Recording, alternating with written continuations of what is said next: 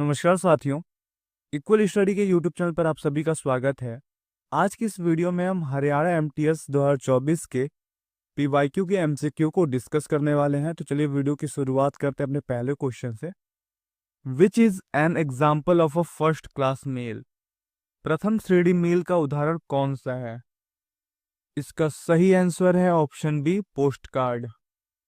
Next question, registered article address to mister XYZ 123 GB street Lucknow will be delivered to. Shri XYZ 123 GB street Lucknow को संबोधित पंजीकृत लेख किसे वितरित किया जाएगा? इसका सही आंसर है option A, only to mister XYZ on his address. Next question, blind literature packets are exempt from payment of. नेत्रहीन साहित्य पैकेटों को निम्नलिखित भुगतान से छूट प्राप्त है। इसका सही आंसर है ऑप्शन ए, पोस्टेज।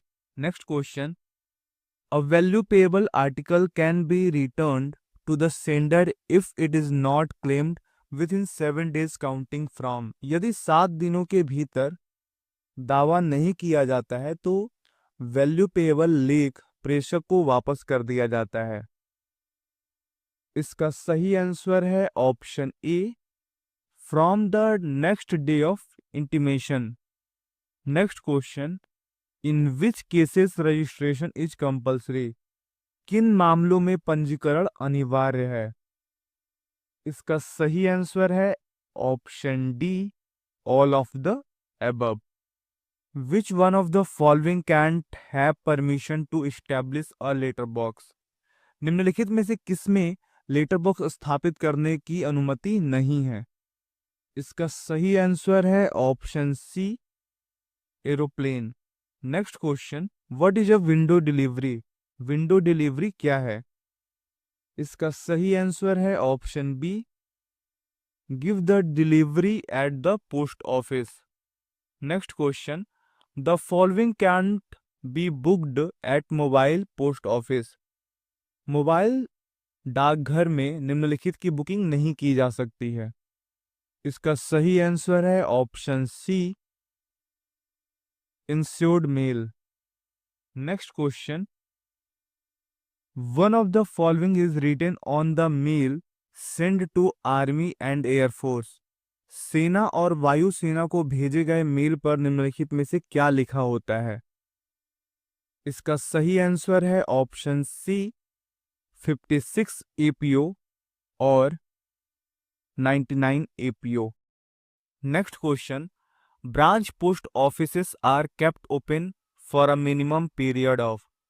शाखा डाकघरों को न्यूनतम किस अवधि के लिए खोला जाता है? इसका सही आंसर है option D, 4 hours. What is the rate of reply post card. Uttar post card की दर क्या है? इसका सही आंसर है option A, 1 rupees. Next question, what is the maximum limit of investment in time deposit scheme. सावधि जमा योजना में निवेश की अधिकतम सीमा क्या है? इसका सही आंसर है option D, no maximum limit. Next question, what is the fee for duplicate passbook. Duplicate passbook के लिए शुल्क क्या है? इसका सही आंसर है option B, 50 rupees plus GST। इसी तरह के बहुत सारे प्रश्न परीक्षा में पूछे जाते हैं। ऐसे सभी एमसीक्यूज को हमने अपनी एमसीक्यू सीरीज में कवर किया है, जहां पर आप एग्जाम ओरिएंटेड एमसीक्यूज की प्रैक्टिस कर सकते हैं और अपने कमजोर टॉपिक्स को एनालाइज करके उसे और मजबूत करते हुए एग्जाम्स में बेहतर स्कोर कर सकते हैं और अपने प्रमोशंस को पक्का कर सकते हैं। यदि आप एमटीएस की तैयारी कर रहे हैं तो आप हमारा एमटीएस एमसीक्यू सीरीज ज्वाइन कर सकते हैं। यदि आप पोस्टल असिस्टेंट या सॉर्टिंग असिस्टेंट की तैयारी कर रहे हैं तो आप हमारा PSC क्विज सीरीज ज्वाइन कर सकते हैं। ये दोनों क्विज सीरीज आपको अपने एग्जाम्स में बेहतर स्कोर करने के लिए बहुत ही हेल्पफुल रहेंगे। और यदि आप पिछले 5 सालों के PYQs चाहते हैं तो यहाँ पर हमने PYQs भी अवेलेबल कराई है, GDS to MTS PYQ series, जहाँ पर आप पिछले 5 सालों के प्रीवियस ईयर क्वेश्चंस को देख सकते हैं और उनके पैटर्न्स को समझते हुए आप तैयारी कर सकते हैं। और यदि आप PSC की तैयारी कर रहे हैं और उनके पीवाईक्यूज को चाहते हैं तो लास्ट 5 ईयर्स के पीएसए पीवाईक्यूज को भी हमने इस बार लॉन्च किया है। ज़्यादा जानकारी के लिए आप हमारी वेबसाइट विजिट कर सकते हैं या फिर इस वीडियो को देख सकते हैं जो कि डिस्क्रिप्शन और पिन कमेंट में हमने दी गई है। धन्यवाद। Next question, what are annual charges for rent of post box and post bags together? Post box और पोस्ट बैग को एक साथ किराए पर लेने का वार्षिक शुल्क क्या है? इसका सही आंसर है option A 250 rupees. Next question, what are charges for sending EMO for ₹501? 501 रुपए का ईएमओ भेजने का शुल्क क्या है? इसका सही आंसर है option B 26 rupees. What is the maximum limit for a non medical RPLI policy? गैर चिकित्सा आरपीएलआई पॉलिसी की अधिकतम सीमा क्या है? इसका सही आंसर है option C 1 lakh. Next question, what is the minimum and maximum age limit for Gram Priya policy?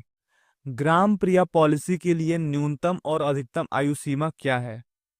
इसका सही आंसर है option A 20 to 45। Next question, which of the following में not be sent through simple registered article?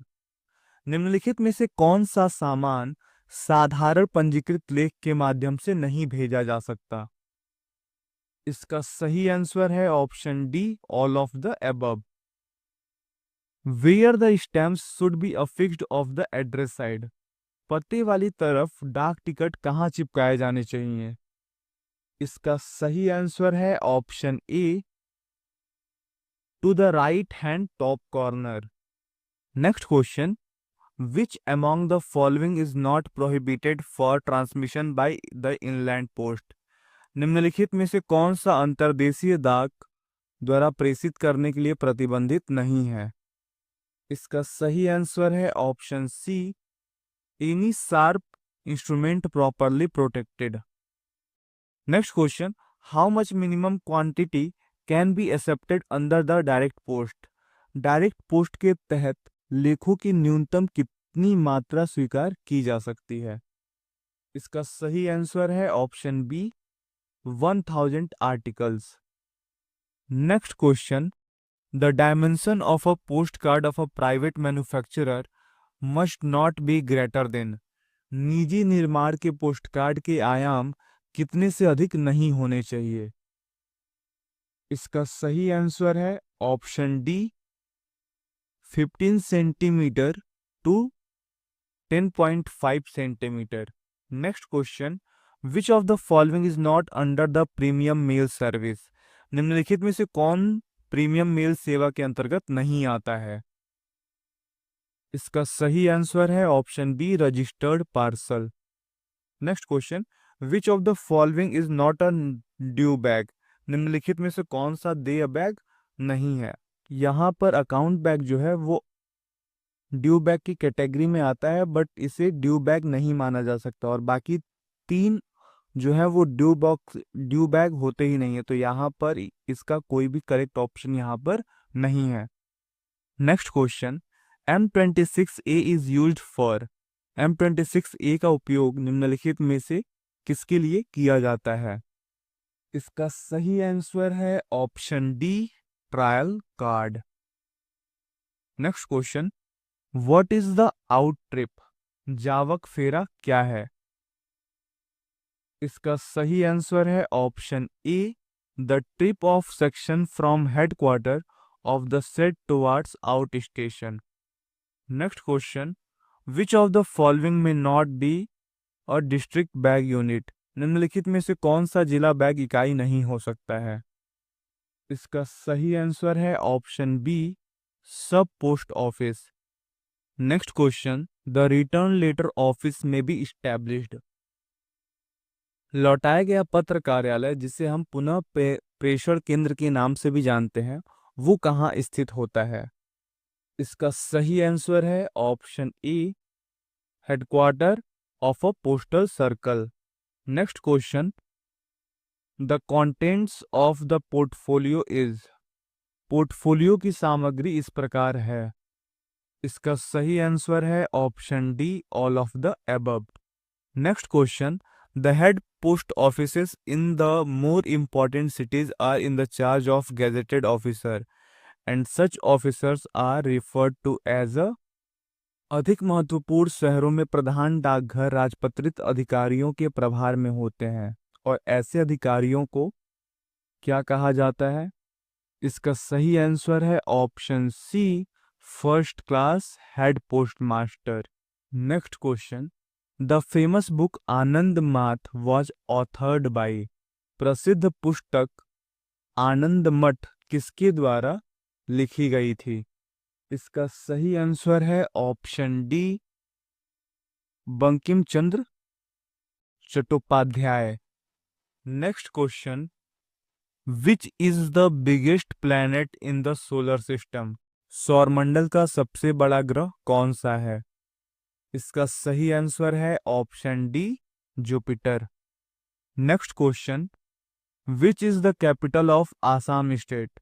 Assam राज्य की राजधानी कौन सी है? इसका सही आंसर है option B, Dispur. Next question, which vitamin is found in lemon and orange. नींबू और संतरे में कौन सा विटामिन पाया जाता है? इसका सही आंसर है option C, vitamin C. Next question, when is international yoga day celebrated. अंतर्राष्ट्रीय योग दिवस कब मनाया जाता है? इसका सही आंसर है option C, 21 June. Next question, where Kuno national park is situated. Kuno राष्ट्रीय उद्यान कहाँ स्थित है? इसका सही आंसर है option B, Madhya Pradesh. Next question, who is not related with Mughal emperor. Mughal emperor से कौन संबंधित नहीं है? इसका सही आंसर है option D, Sher Shah. Next question, which is not a lake. कौन सी झील नहीं है? इसका सही आंसर है option C, Chambal. Next question, Kathak is a dance drama associated with which Indian state. Kathak नृत्य नाटिका किस भारतीय राज्य से संबंधित है? इसका सही आंसर है option E, Uttar Pradesh. Next question, which game is relates with Neeraj Chopra. Neeraj Chopra का संबंध किस खेल से है? इसका सही आंसर है ऑप्शन डी, जेवलिन थ्रो। अब हम मैथ्स के क्वेश्चंस को देख लेते हैं। पहला क्वेश्चन है हमारा, what is the average of first 5 multiple of 5। 5 के प्रथम 5 गुणजों का औसत क्या है? तो यहां पर हमें 5 के फर्स्ट 5 मल्टीपल्स का एवरेज फाइंड आउट करना है। इसके लिए हम 5 के फर्स्ट 5 मल्टीपल्स को पहले लिख लेंगे। तो हम पहले 5 के फर्स्ट 5 मल्टीपल्स को लिख लेते हैं।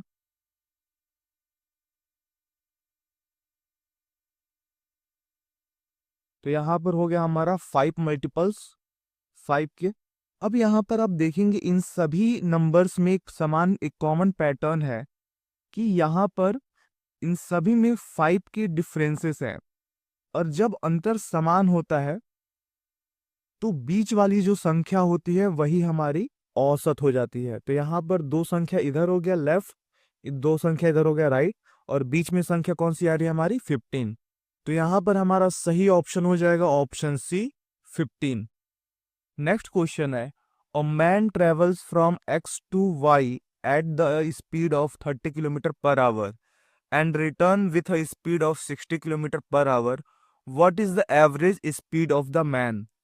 एक आदमी x से y तक 30 किलोमीटर प्रति घंटे की गति से यात्रा करता है और 60 किलोमीटर प्रति घंटे की गति से वापस आता है। आदमी की औसत गति क्या है? तो हमें इस व्यक्ति की औसत गति फाइंड आउट करनी है। तो जब भी दूरी समान हो, 30 किलोमीटर x से y तक जाने की और वापस आने की दूरी समान है, तो यहां पर हम एक एवरेज स्पीड का फॉर्मूला लगाते हैं। Average speed equal to 2xy upon x plus Y. तो यहां पर हम 2 multiplied by 30 multiplied by 60, 30 plus 60। यहाँ पर जब हम इसको कैलकुलेट करेंगे तो 3600 होगा और यहाँ पर 90 होगा। जब हम इसको क्रॉस कट करेंगे तो 9 4 जो 36 40, आंसर क्या आ जाएगा हमारा 40। Option D is correct. Next question है, what is 30% of twice of 350? 350 की दो गुने का 30% क्या है?